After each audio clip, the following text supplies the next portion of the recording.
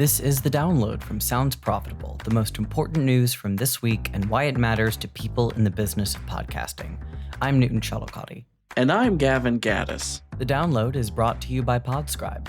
Find out more at podscribe.com. This week, Q2 earnings reports are here. New ethics guidelines for generative AI in advertising, Google saves the cookie, podcasting's advertising recovery, and micro-influencers increase rates. Let's get started.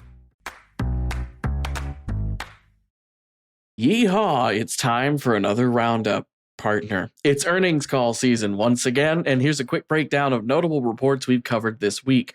First up from the Spotify newsroom on Monday, monthly active users have grown 14% year over year to 626 million, according to Spotify's Q2 earnings report.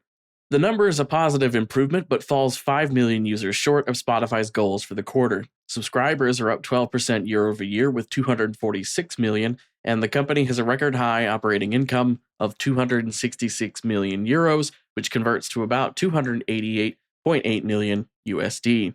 During the earnings call, CEO Daniel Ek confirmed there will be a deluxe tier coming to Spotify Premium later this year. Details are not fully confirmed, but it's presumed this will be the debut of a long-teased high-fidelity feature that streams songs at audiophile-friendly levels of quality.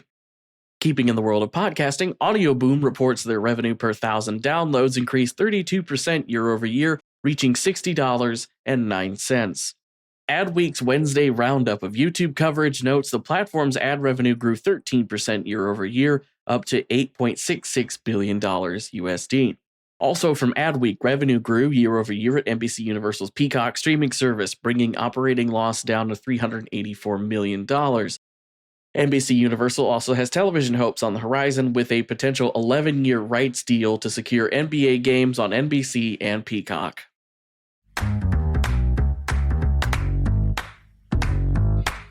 Late last week, Adopter Media announced a new standard for authentic podcast advertising and YouTube sponsorships, establishing usage of generative AI to make personal endorsement style ads as disingenuous and unethical. A quote from Glenn Rubenstein, CEO of Adopter, quote, "The unique power of podcast advertising lies in its deep engagement. Podcast ads connect advertisers, hosts, and listeners in a way other media can't. As generative AI tools become more available, it's imperative that our industry safeguards its foundational strengths and proactively sets standards for authenticity. Personal endorsements have incredible value for advertisers and audiences alike. A host's credibility with their audience matters. We must ensure that sponsorships help preserve that." End quote. Along similar lines, last Thursday, Inside Audio Marketing covered a new set of ethics from the Association of National Advertisers. The new framework includes best practices requiring any use of generative AI tools to be disclosed as such. A quote from the new guidelines, quote, "Consumers should be given clear or easily accessible notice of the use of generative AI in audio and/or visual advertisements when the failure to disclose is likely to materially mislead a reasonable consumer as to the creation of the advertisement," end quote. While AI tools can innovate post-production processes or fixing small issues, proper ethics guidelines serve to future-proof podcasting's authenticity and trustworthiness.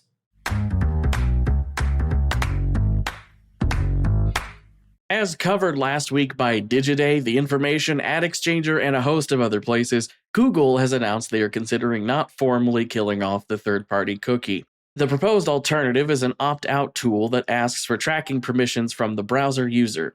The opt-out tool would function similar to existing GDPR-compliant pop-ups that exist in European versions of popular pages and services. While third-party cookies getting a reprieve has caught a lot of headlines, it's also worth noting Google's Privacy Sandbox has also recently proposed a new feature called IP protection. The feature would apply to Chrome and not entire operating systems. If implemented, the feature would anonymize user IP addresses, undermining a widely used piece of data used in podcast advertising. Similar tools exist, such as Apple's IP Relay, though they generally have a barrier to entry like requiring an iCloud account to use.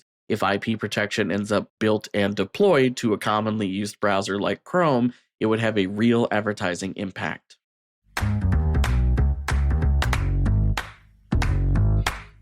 Last Thursday, from Ashley Carmen's Soundbite newsletter at Bloomberg, the back half of 2023 saw podcasting mired in downer headlines and less than thrilling progress. Still, even with layoffs, lawsuits, and a downturn of new deals, the industry still managed a 5% overall industry ad revenue increase while the overall advertising industry struggled. That growth built momentum into this year. iHeartMedia posted an 18% year-over-year growth in Q1. Acast reported a 25% increase in the same period. Production company Audacy filed for bankruptcy in January, and their podcast business is now back to turning a profit. A quote from J.D. Crowley, Chief Digital Officer and President of Podcast and Streaming at Audacy, quote, "Do I think we're going to get back to the crazy Wild West of buying market share? I hope not. That's not a healthy market. I think we're in a healthy market now, but it doesn't mean a show that makes no sense will get capital somewhere." Unquote. While the Wild West mentality of big new net investments might be gone, 2024 still has several big-ticket podcasting contracts.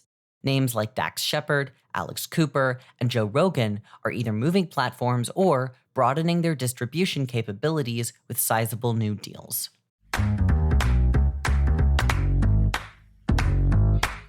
This Thursday, from Kimiko McCoy at Digiday, marketers interviewed by Digiday report that, on average, micro-influencers, that's influencers with smaller, more tight-knit audiences, are charging double or triple their 2021 rates. A quote from the article, quote, "Mostly, industry experts say the uptick in costs is because influencer marketing has matured, becoming a mainstay in ad budgets. As more advertisers are willing to shell out for influencer content, asking for content usage rights and exclusivity, the more money influencers are asking for," end quote.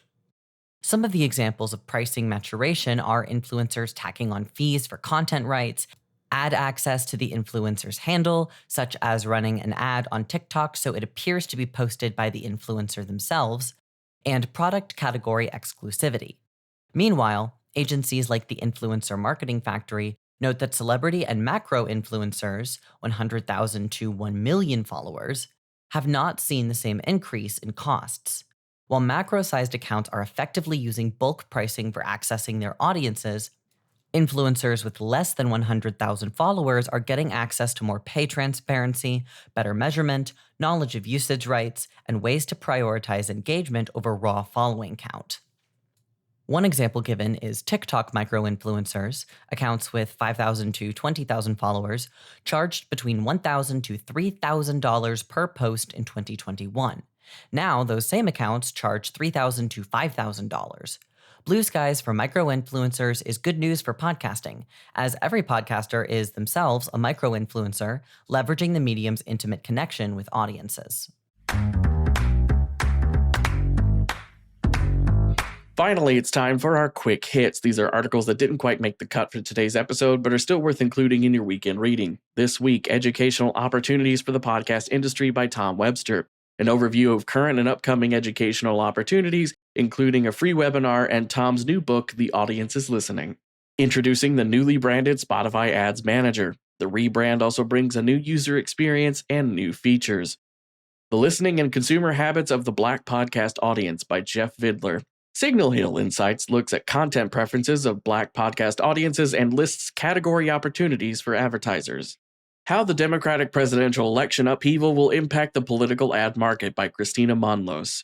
With the sudden departure of President Biden from the U.S. presidential race, presumptive nominee Kamala Harris brings potential new ad spend opportunities to the race. And finally, here's your very first look at Critical Role's Moonward by Cheryl Teh. The tabletop actual play company is debuting a new series based in the world of an experimental audio drama that they acquired last year. And that was the download brought to you by Sounds Profitable. I know we went through today's stories fast, so be sure to check out the links to every article mentioned right in your podcast listening app or on the download section of soundsprofitable.com. And thank you for sticking with us as we bring you the top stories you might have missed from the past week. I'm Newton Shuttlecotty. And I'm Gavin Gaddis. Our producers are myself, Newton Shuttlecotty, Brian Barletta, and Tom Webster. Special thanks to Spreaker for hosting the download, and thanks to you for joining us. Robot. Download complete.